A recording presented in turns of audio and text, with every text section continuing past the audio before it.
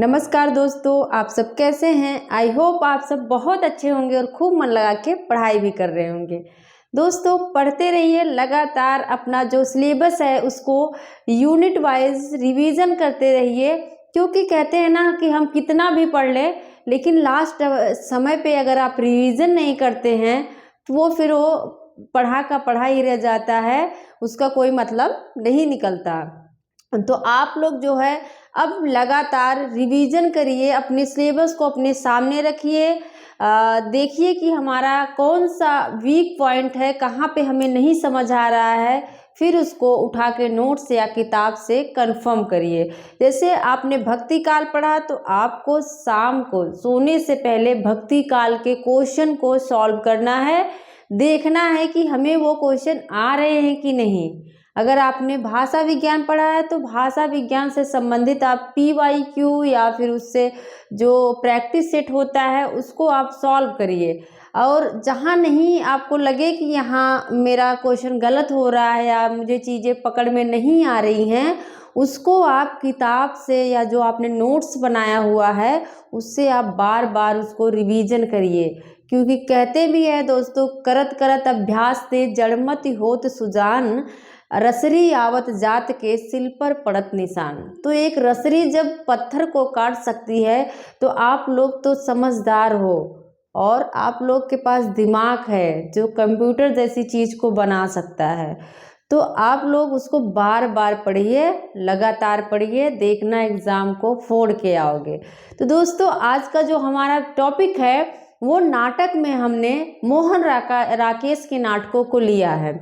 आप सब जानते होंगे कि मोहन राकेश जो हैं वो समकालीन नाटककार हैं। कैसे नाटककार हैं? समकालीन। दोस्तों, जो छिटपुट नाटक, जैसे कुछ ऐसे लेखक हैं जिन्होंने एक दो नाटक लिखा हुआ है, उनकी ट्रिक आप ऐसे ही बना सकते हो, याद कर सकते हो। लेकिन जिसकी नाटक ज़्यादा हो और जो बहुत ही इम्पोर्टेंट हो, उनको याद करने में समस्या होती है। तो हम क्या करते हैं, जिसकी नाटक ज़्यादा होते हैं और जिनका बहुत ज़्यादा ज़रूरी होता है उसको हम ट्रिक से याद करते हैं। तो आज हमने क्या लिया है, मोहन राकेश के नाटकों को लिया है। और मोहन राकेश जो है समकालीन नाटककारों में जाने जाते हैं। इन्होंने 3-4 ऐसे नाटक लिखे जो बहुत ही इम्पोर्टेंट है। सबसे ज़्यादा जो इम्पोर्टेंट है आषाढ़ का एक दिन, जो नेट के सिलेबस में भी टेक्स्ट में भी लगा हुआ है, आप लोगों को पढ़ना चाहिए। ये आषाढ़ का जो एक दिन है ना, वो कालिदास के ऊपर आधारित है। किसके ऊपर? कालिदास के ऊपर। कुछ काल्पनिक चीज़ें हैं, कुछ सत्य चीज़ें हैं, तो कालिदास के ऊपर आधारित है। लहरों के राजहंस, ये क्या है? नंद जो हैं, जो बौद्ध धर्म से संबंधित है, उनके ऊपर ये आधारित है। और ये किसका आधार ग्रंथ है या किससे ये लिया गया है, किसको आधार बना के लिखा गया है? तो अश्वघोष का जो ग्रंथ है सौंदर्यानंद। क्या है? सौंदरानंद कहेंगे। क्या है? सौंदरानंद। इनकी किसकी रचना है? ये अश्वघोष की रचना है। इन्हीं की रचना को आधार बनाकर इन्होंने लहरों के राजहंस जो है नाटक, उसको लिखा। इसके बाद है आधे अधूरे, पैर तले जमीन, अंडे के छिलके जो है एकांकी है, और पैर तले जमीन जो है वो अधूरा है।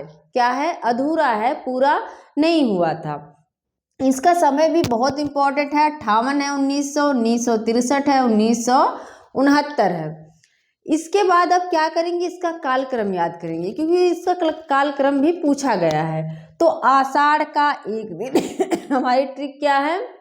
आषाढ़ का एक दिन एकदम आसान ट्रिक है, आप लोग ध्यान से देखना। और हाँ, चैनल को सब्सक्राइब ज़रूर कर लीजिएगा, लाइक कर दीजिएगा, शेयर भी कर दीजिएगा। और देखते हैं आषाढ़ का एक दिन। जब दोस्तों आषाढ़ आ जाता है, जब बारिश होने लगती है तो लहर बन जाते हैं कि नहीं? बारिश लगातार हो रही है, आषाढ़ का महीना है, बारिश हो रही है, तो पानी क्या है? लहर बन के बहने लगता है।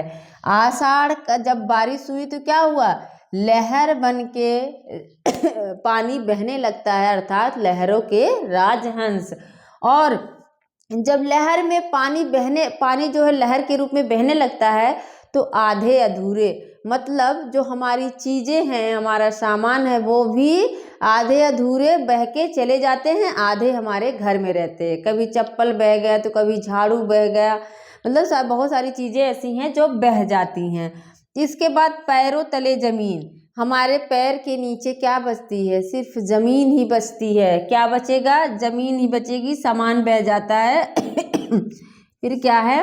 अंडे के छिलके, लास्ट में क्या है? अंडे के छिलके बचते हैं। आषाढ़ जब बरसता है, फिर से देखो, आषाढ़ का पानी जब बरसता है तो लहर बन के लहरों के राजहंस हो जाता है। और इसके बाद जब लहर बन गया तो आधी अधूरी चीज़ें घर में रह जाती हैं, आधी अधूरी जो है वो बह जाती हैं। तो लहरों के राजहंस के बाद क्या आ जाएगा? आधे अधूरे। और जब सारी चीज़ें बह ही जाएंगी तो पैरों तले क्या बचेगा? ज़मीन बचेगी। पैरों तले क्या बचेगा? ज़मीन बचेगी। और लास्ट में अंडे के छिलके। हो गया ना याद दोस्तों? इसके बाद हम इनके जो पात्र हैं उसको याद कर लेते हैं। पात्रों को बहुत पूछा गया है। तो हमने जैसा कि बताया ही, आषाढ़ का एक दिन जो है वो कालिदास के ऊपर आधारित है। तो इसके जो प्रमुख पात्र कहेंगे, नायक के रूप में कौन है? कालिदास हैं। और जो नायिका है जिससे कालिदास क्या है? प्रेम करते हैं। क्या करते हैं? जिससे कालिदास प्रेम करते हैं, वो उसका नाम मल्लिका है। कौन है? मल्लिका है और कालिदास। लेकिन क्या होता है कि मल्लिका की शादी कालिदास से नहीं हो पाती है। किससे हो जाती? विलोम से हो जाती है। कौन है? विलोम से इसकी शादी हो जाती है। इसमें मातुल भी है, अंबिका, जो कि मल्लिका की क्या है? माता है। क्या है? अंबिका की माँ है। मल्लिका की माँ है अंबिका। और प्रियंगु मंजरी, जिसकी शादी किससे हो जाती है? कालिदास। मतलब कालिदास की जो पत्नी होती है प्रियंगु मंजरी है, मल्लिका उनकी प्रेमिका है। और मल्लिका का जो पति है वो क्या है? विलोम है। कौन है? विलोम है। इसके बाद हम लहरों के राजहंस देख लेते हैं। नंद की जो पत्नी है सुंदरी, सच में वो बहुत सुंदर रहती हैं, जिसकी वजह से उनको बौद्ध धर्म जो होता है उसको स्वीकार करने में बड़ी समस्या आती है। वो उसमें शामिल नहीं हो पाते हैं। तो नंद हैं और उनकी पत्नी सुंदरी हैं। ध्यान देना, अलका, जो कि चंद्रगुप्त जो नाटक है जयशंकर प्रसाद का, उसका भी पात्र अलका है। और यहाँ जो लहरों के राजहंस है उसमें भी कौन है? अलका है। अलका है, नंद है, सुंदरी है और श्यामांग है। कौन है? श्यामांग है।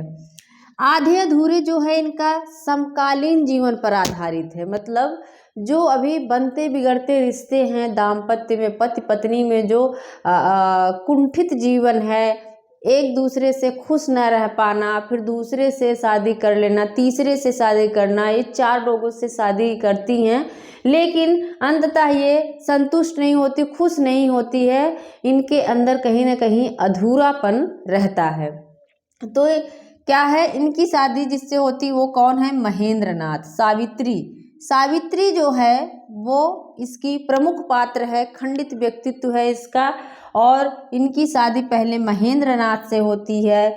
और इसमें कौन कौन है? सिंघानिया है, जगमोहन है, जुनेजा। याद रखना, पूछ लेगा कि निम्नलिखित में से कौन पुरुष पात्र नहीं है। जुनेजा नाम से लग रहा होगा आप लोगों को कि कोई स्त्री है, जैसा लग रहा है कि कोई स्त्री का नाम है, लेकिन गलत, स्त्री नहीं, ये क्या है? पुरुष है। जुनेजा कौन है? पुरुष पात्र है, पूछा भी जाता है। तो जगमोहन है, महेंद्रनाथ है, सिंघानिया है, जुनेजा है, अशोक भी क्या है? सावित्री का पुत्र है। और बिन्नी इनकी जो है बड़ी बेटी है, किन्नी क्या है? छोटी बेटी है। सावित्री हैं, महेंद्रनाथ हैं, सिंघानिया हैं और जगमोहन, जुनेजा, अशोक, बिन्नी, किन्नी, सावित्री, बस यही इसमें पात्र हैं। दोस्तों यहाँ से लगभग इतने ही क्वेश्चन पूछे जाते हैं। और आधे अधूरे जो है इनका, इसे मील का पत्थर कहा जाता है। याद रख लो, मील का पत्थर अगर पूछे किस रचना को कहा जाता है तो आधे अधूरे जो इनकी रचना है उसको मील का पत्थर कहा जाता है। तो दोस्तों कैसा लगा हमारी ट्रिक, कैसा लगा पढ़ाने का तरीका, आप लोगों को याद हो रहा है कि नहीं, ये सब मुझे ज़रूर बताना। और ऐसे ही वीडियो के साथ मिलेंगे हम अगले वीडियो में। थैंक यू, धन्यवाद।